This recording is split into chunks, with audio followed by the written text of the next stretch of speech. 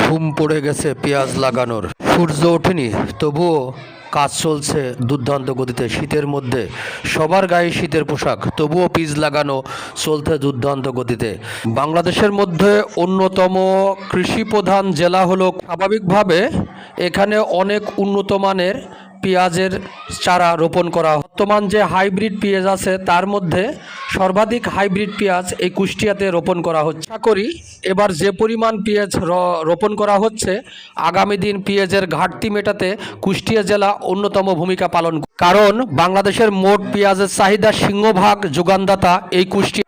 দক্ষ কৃষক এবং চারা বপনকারীও দক্ষ, তাই এখানে এবার আশা করা যাচ্ছে পেঁয়াজের বাম্পার ফলন হবে। আমাদেরকে আর বিদেশ থেকে পেঁয়াজ আমদানি করতে হবে না, ইনশাল্লাহ আমরা নিজেরাই স্বনির্ভর হব, পেঁয়াজ রপ্তানিকারক দেশে পরিণত হব। বিরূপ আবহাওয়ার কারণে একটু পেঁয়াজ লাগাতে অসুবিধা হচ্ছে। দেখতে পাচ্ছেন মাঠে কি অবস্থা, প্রত্যেকটা ছেলেদের গায়ে শীতের